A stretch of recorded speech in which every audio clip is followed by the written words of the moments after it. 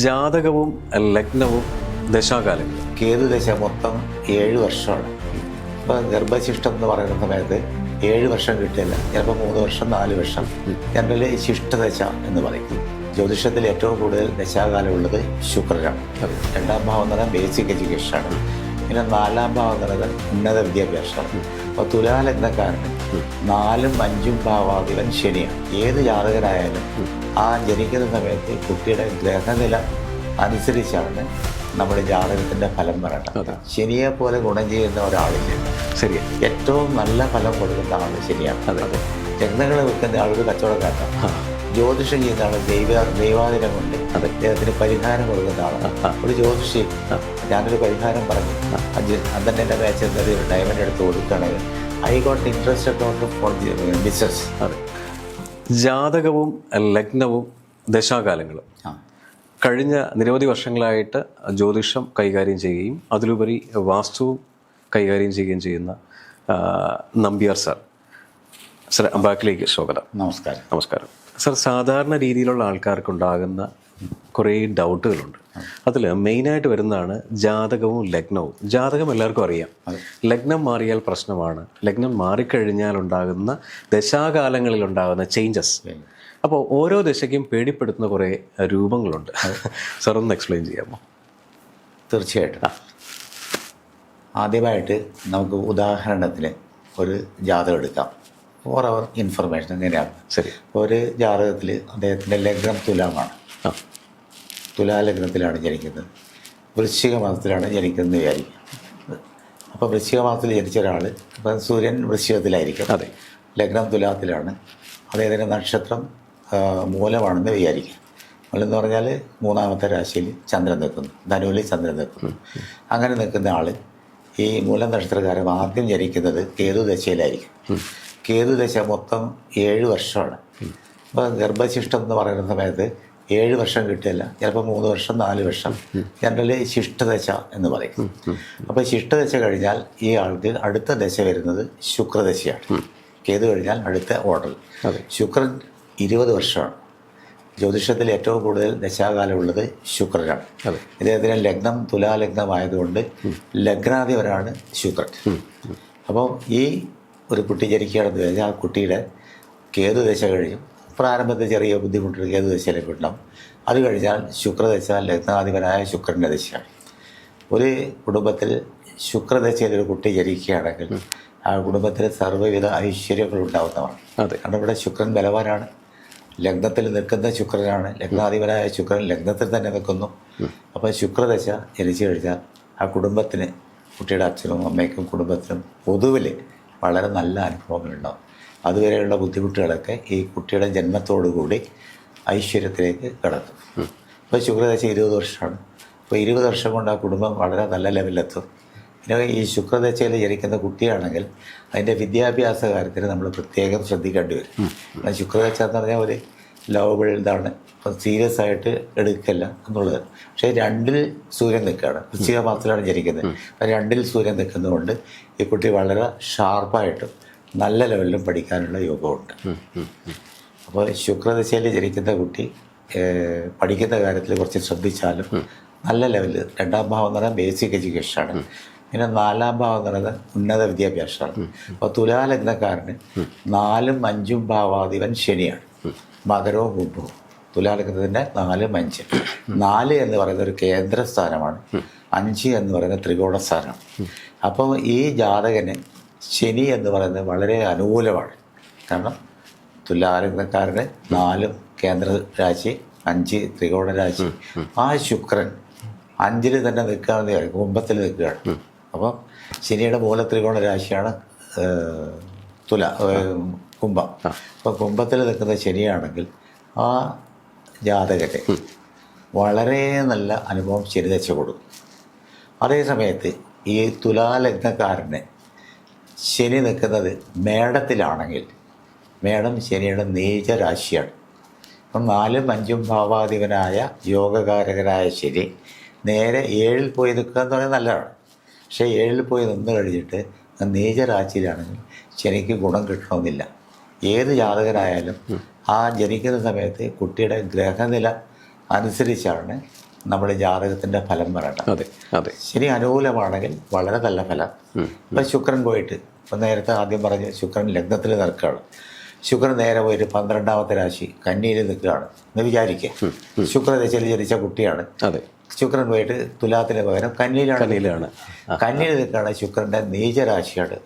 അതെ. അപ്പം നീചരാശിയിൽ ഒരാൾ ജനിക്കുക എന്ന് പറയുന്നത് ആ കുട്ടി അതുവരെ ഉണ്ടായിരുന്ന കുടുംബത്തിലുള്ള എല്ലാ ഐശ്വര്യത്തിനും ഒരു തടസ്സം വരും. അപ്പോൾ പിന്നെ നമ്മൾ എന്താ ചെയ്യേണ്ടത്? ആ ശുക്രനെ ബലപ്പെടുത്താനുള്ള പരിഹാരങ്ങൾ കൊടുക്കുക. ശുക്രനെ ബലപ്പെടുത്താൻ വേണ്ടി ഒരുപാട് പരിഹാരങ്ങളുണ്ട്. അത് നല്ല ഒരു ജ്യോത്സ്യൻ്റെ അടുത്ത് പോയി ജ്യോത്സ്യനെ കൺസൾട്ട് ചെയ്തിട്ട് ആ ശുക്രനെ ബലപ്പെടുത്തിയാൽ ലഗ്നാധിപൻ ബലപ്പെടുത്താൽ ആ കുട്ടിയെ ഏറ്റവും ആ കുടുംബത്തിന് ഐശ്വര്യം വരും. ലഗ്നാധിപൻ വീക്കാണെങ്കിലും അതിനെ നമുക്ക് ബലപ്പെടുത്താനുള്ള ഒരുപാട് പരിഹാരക്രിയകളുണ്ട്. ആ പരിഹാരക്രിയകളിൽ ബലപ്പെടുത്താം. ഈ ശുക്രദശ എന്ന് പറയുന്ന സമയത്ത് എല്ലാവരും ആഗ്രഹിക്കുന്നതാണ്, ശുക്രദശ വരികയാണെങ്കിൽ എനിക്ക് സൗഭാഗ്യം വരുമെന്നുള്ളത്. ശുക്രദശ കാലഘട്ടങ്ങളിൽ ശനിയുടെ അപഹാരം വരുന്ന സമയത്ത് രാഹുവിൻ്റെ, ഇപ്പം ഈ ദശാകാലങ്ങളുടെ ആരംഭവും അന്ത്യവും എടുത്തിട്ട് ഈ പ്രാണദശ അന്തർദശയിലേക്ക് പോകുന്ന സമയത്ത് സാധാരണപ്പെട്ട ഒരാൾക്ക് അറിയില്ല. അപ്പോൾ അവിടെയാണ് ചില ജ്യോതിഷന്മാർ, എല്ലാവരും അല്ല, വളരെ ചുരുക്കം ചില ആൾക്കാർ, ഇപ്പോൾ ശനിയുടെ അപഹാരമാണ്, നിങ്ങൾ ഈ ശനീശ്വര പൂജ ചെയ്യുകയോ ശനിയെ പ്രീതിപ്പെടുത്തുകയോ ചെയ്തു കഴിഞ്ഞാൽ മാത്രമാണ് നിങ്ങൾക്ക് അടുത്ത സംഭവത്തിലേക്ക് പോകാൻ കാര്യം വെച്ചാൽ ഈ ശുക്രദശയിൽ ജനിക്കുന്ന കുട്ടി ലഗ്നാത്തിൽ തന്നെ ശുക്രൻ നിൽക്കുകയാണ്. ആദ്യം ഈ കുട്ടിക്ക് ശുക്രദശയിൽ ശുക്രൻ്റെ സ്വാപഹാരം വരും. ഒരു ദശ 20 വർഷത്തിന് 9 ഗ്രഹങ്ങൾക്കായിട്ട് അവരുടെ റേഷ്യോ അനുസരിച്ച് കൊടുക്കും. അതെ. ആദ്യം ശുക്രദശയിൽ ശുക്രൻ്റെ അപഹാരം, അതെ. രണ്ടാമത് ശുക്രദശയിൽ സൂര്യൻ്റെ അപഹാരം, മൂന്നാമത് ശുക്രദശയിൽ ചന്ദ്രൻ്റെ അപഹാരം, നാലാമത് ശുക്രദശയിൽ ചൊവ്വയുടെ അപഹാരം, അഞ്ചാമത് ശുക്രദശയിൽ വ്യാഴത്തിൻ്റെ അപഹാരം. അങ്ങനെ 9 ഗ്രഹങ്ങൾക്കായിട്ട് അവനവൻ്റെ റേഷ്യോ വെച്ചിട്ട് ഭാഗിച്ചു കൊടുക്കുന്നു. അപ്പോൾ ശുക്രദശയിൽ സ്വാപഹാരം എന്ന് പറഞ്ഞാൽ വളരെ നല്ല ഫലം കിട്ടും. കാരണം ശുക്രൻ ലഗ്നാധിപനാണ്, ലഗ്നത്തിൽ നിൽക്കുന്നത് ശുക്രനാണ്. പിന്നെ വേറൊരു കാര്യം, ഈ ശുക്രദശയിൽ ശനി യോഗകാരകനാണ്. അപ്പോൾ ശുക്രദശയിൽ ശനിയുടെ അപഹാരം എന്ന് പറഞ്ഞാൽ സാധാരണ ആൾക്കാർക്ക് ശനി എന്ന് പറയുന്നൊരു പേടിയാണ്. അതെ അതെ. പക്ഷേ ശനി അനുകൂലമായി വന്നാൽ ശനിയെ പോലെ ഗുണം ചെയ്യുന്ന ഒരാളില്ല. ശരിയാ. ഏറ്റവും നല്ല ഫലം കൊടുക്കുന്ന ആൾ ശനിയാണ്. അതെ. ഈ ശുക്രദശ ശനിയുടെ അപഹാരത്തിൽ എല്ലാവിധ സൗഭാഗ്യങ്ങളും കിട്ടും ശനി അനുകൂലമാണെങ്കിൽ. ശനി അനുകൂലമല്ലെങ്കിൽ അതിൻ്റെതായ ബുദ്ധിമുട്ടുകൾ വരും. അപ്പോൾ ശുക്രദശയിൽ ശനി അനുകൂലമായി നിൽക്കുന്ന ആൾക്ക് നല്ല ഫലം, അനുകൂലമല്ലാത്ത ഫലം. അപ്പോൾ അതിന് നമുക്ക് പരിഹാരങ്ങൾ കൊടുത്തിട്ട് ബലപ്പെടുത്താം. ഒരാൾ ശനി അനുകൂലമല്ല, എൻ്റെ ജീവിതം പോയി എന്ന് പറഞ്ഞിട്ട് കാര്യമില്ല. ആ ശനിക്കുള്ള പരിഹാരങ്ങൾ കൊടുത്ത് ആളെ നമുക്ക് പോസിറ്റീവായിട്ട് കൊണ്ടുവരാൻ പറ്റും. ഈ ശുക്രദശാ സമയങ്ങളിൽ ഇങ്ങനത്തെ അപഹാരം വരുമ്പോൾ നല്ല ദൈവജ്ഞനെയോ ജ്യോതിഷനെയോ കണ്ട് അതിനുള്ള പരിഹാരം കാണുകയാണ് സാധാരണ ചെയ്യുന്നത്. ഈ ശുക്രദശയിൽ തന്നെ ആ ശുക്രൻ്റെ ബലം കൂട്ടാൻ വേണ്ടി എന്താണ് സാധാരണപ്പെട്ട രീതിയിൽ ചെയ്യേണ്ട പരിഹാരങ്ങൾ? ശുക്രദശയിൽ ശുക്രൻ്റെ ബലം കൂട്ടാൻ സാധാരണ ജ്യോത്സ്യന്മാർ പോയപ്പോൾ ദേവീക്ഷേത്രത്തിൽ വഴിപാട് കൊടുക്കും, അല്ലെങ്കിൽ ശുക്രന് വേണ്ടിയിട്ടുള്ള പ്രീതിപ്പെടുത്താൻ കൊടുക്കും. അത് സാധാരണ കോമൺ ഇതാണ്. അപ്പോൾ ഇതിൽ വലിയ പൂജയെക്കാട്ടിലും ഈ ശുക്രദശയ്ക്ക് ഈ കുട്ടിക്ക് പോസിറ്റീവായ എനർജി കൊടുക്കാൻ വേണ്ടിയിട്ട് കുട്ടികളിൽ സന്ധ്യാനാമം ജപിക്കുക, എന്താ പറയുക, ദേവി സഹസ്രനാമം ജപിക്കുക, അങ്ങനെ ജപിക്കുക. അത് കൂടാതെ ശുക്രനെ ബലപ്പെടുത്താൻ വളരെ എനർജറ്റിക് ആയിട്ട് ഒരു കാര്യമുണ്ട്. രത്നങ്ങളിൽ നിന്ന് കേട്ടിട്ടുണ്ടാവുമല്ലോ. ആ രത്നത്തിൽ ശുക്രൻ്റെ രത്നമാണ് ഡയമണ്ട്. അപ്പോൾ നമുക്കൊരു ഡയമണ്ട് കൊടുത്തു കഴിഞ്ഞാൽ ശുക്രൻ ഒന്നുകൂടി ബലപ്പെടും. അപ്പോൾ will give a very good result. പൂജയെ ഇതിനേക്കാളും കുറച്ചുകൂടി പൂജ ചെയ്യുന്നത് ആളെ പോസിറ്റീവ് ആക്കാനാണ്. ഞാൻ വീക്കാണെങ്കിൽ പൂജ ചെയ്ത് കഴിഞ്ഞാൽ എനിക്ക് പൂജയിൽ വിശ്വാസം ഉണ്ടെങ്കിൽ ഞാൻ പോസിറ്റീവ് ആവും. എനിക്ക് പൂജയിലൊന്നും വിശ്വാസം ഇല്ലെങ്കിൽ ഇല്ല. പക്ഷെ ഒരു മോതിരം ഇടുക, നമ്മൾ പറയാണ് ഡയമണ്ട് ഇട്ടു എന്ന് പറഞ്ഞാൽ ആരാളും ഇഷ്ടപ്പെടും, ഡയമണ്ടാണ്. പക്ഷേ നമ്മളറിയാതെ നമുക്ക് പോസിറ്റീവ് എനർജി വരും. ഓക്കെ സർ, ഈ രത്നങ്ങൾ എന്ന് പറയുന്നത് ഒരിടക്കാലങ്ങളിൽ ജ്യോതിഷന്മാർ കൊണ്ടുവന്ന ഒരു കമേഴ്ഷ്യൽ മാർക്കറ്റായിട്ട് ആൾക്കാർ കാണുന്നുണ്ടായിരുന്നു. അത് ജെന്യൂനായിട്ട് ഉപയോഗിക്കുന്ന ഒത്തിരി ആൾക്കാരുണ്ട്. ഈ കോസ്മിക് എനർജിയിൽ നിന്നും രത്നങ്ങളിലേക്ക് കോസ്മിക് എനർജി നമ്മുടെ ശരീരത്തിലേക്ക് വന്ന് നമുക്ക് പോസിറ്റീവ് എനർജി കിട്ടുന്നു എന്നൊരു സൈക്കോളജിക്കൽ പരമായിട്ടുള്ള ഒരു സയൻറ്റിഫിക് പരമായിട്ടുള്ള റീസൺസ് മാർക്കറ്റിൽ ഓൾറെഡി ഉണ്ട്. പക്ഷേ ഡയമണ്ട് സാർ ഉപയോഗിക്കാൻ പറയുന്ന സമയത്ത് ശുക്രദശ അല്ല എന്നുണ്ടെങ്കിൽ അല്ലാത്ത ആൾക്കാരെ ഡയമണ്ട് ഉപയോഗിക്കുമ്പോൾ ഒരു നെഗറ്റീവ് എഫക്റ്റ് വരില്ലേ? വരില്ലേ? തീർച്ചയായിട്ടും വരും. അപ്പോൾ സാധാരണയായിട്ട് ഈ ജ്യോതിഷം കൈകാര്യം ചെയ്യുന്ന ആൾ ഈ രത്നങ്ങൾ കൈകാര്യം വിൽക്കാൻ പറ്റില്ല. അതെ, രത്നങ്ങൾ വിൽക്കുന്ന ആളൊരു കച്ചവടക്കാരനാണ്. ജ്യോതിഷം ചെയ്യുന്ന ആൾ ദൈവാധീനം കൊണ്ട് ദൈവത്തിന് പരിഹാരം കൊടുക്കുന്ന ആളാണ്. ഒരു ജ്യോതിഷി ഞാനൊരു പരിഹാരം പറഞ്ഞു, അന്നെ എൻ്റെ മാച്ച് എന്നൊരു ഡയമണ്ട് എടുത്ത് കൊടുക്കുകയാണെങ്കിൽ I got interested not for business. അപ്പം ജ്യോതിഷി ഒരിക്കലും കച്ചവടക്കാരനാവാൻ പാടില്ല, അപ്പം കമേഴ്ഷ്യൽ ആവാൻ പാടില്ല. പിന്നെ ഈ രത്നങ്ങളിൽ ജാതകം നോക്കിയിട്ട് അപ്പോൾ സാധാരണ ആൾക്കാർ പറയുന്നത് ഞാൻ നവരത്ന മോതിരം ധരിച്ചിട്ടുണ്ട്, വളരെ നല്ലതാണ് എല്ലാവരും പറയുന്നത്. കടക്കാർ നവരത്ന എടുത്തോളൂ തോന്നി കൊടുക്കും. പക്ഷേ നവരത്ന മോതിരം ധരിക്കാൻ പാടില്ല. എന്താ കാര്യം? ഗ്രഹങ്ങൾ നമ്മളെ മനുഷ്യന്മാരെ മാതിരി തന്നെ ശത്രു മിത്രങ്ങളുണ്ട്. ശരി. അപ്പം നവരത്ന മോതിരം ഉപയോഗിക്കുകയാണെങ്കിൽ ശത്രുവിനെയും മിത്രത്തിനെയും നമ്മളെ ദേഹത്തിലാണ് ധരിക്കുന്നത്. ഈ ശത്രു മിത്രങ്ങൾ തമ്മിൽ ഗ്രഹയുദ്ധം നടക്കും. അത് നടക്കുന്നത് നമ്മളെ ബോഡിയിലാണ്. So that will effect the person who is wearing. ഈ രത്നം ധരിക്കുന്ന ആൾക്ക് ദോഷം ചെയ്യും. ഓക്കെ. ഇപ്പോൾ രത്നങ്ങളുടെ ജാതകത്തിന് ഒരു 2 ഗ്രൂപ്പായിട്ട് എടുക്കാം നമുക്ക്. സൂര്യൻ, ചൊവ്വ, വ്യാഴം, ചന്ദ്രൻ, അതൊരു ഗ്രൂപ്പാണ്. ശരിയാ. വേറൊരു ഗ്രൂപ്പ് എന്ന് പറഞ്ഞാൽ ശുക്രൻ, ശനി, ബുധൻ. പിന്നെ രാഹു കേതുക്കൾക്ക് പ്രത്യേകമായ കാര്യങ്ങളൊന്നുമില്ല. രാഹു കേതുക്കൾ ഇമാജിനറിയാണ്. രാഹു കേതുക്കൾ സ്ഥൂലമായ ശരീരമില്ല. അപ്പോൾ രാഹു കേതുക്കൾ പരിഹാരം കൊടുക്കേണ്ട വലിയ കാര്യമില്ല. അപ്പോൾ ലഗ്നാധിപനെ ബലപ്പെടുത്തുക, അല്ലെങ്കിൽ 5ാം ഭാവാധിപനെ ബലപ്പെടുത്തുക. 5 എന്ന് പറയുന്നത് നമ്മളെ പൂർവ്വ പുണ്യ സുഹൃതമാണ്. നമ്മൾ കഴിഞ്ഞ ജന്മത്തിലുള്ള കർമ്മത്തിൻ്റെ ഫലമായിട്ടാണ് ഈ ജന്മം കിട്ടുന്നത്. അപ്പോൾ പൂർവ്വ പുണ്യം നമുക്ക് നല്ലതല്ലെങ്കിൽ ഈ ജന്മത്തിൽ നമുക്ക് ദുരിതങ്ങൾ അനുഭവിച്ച് തീർക്കണം.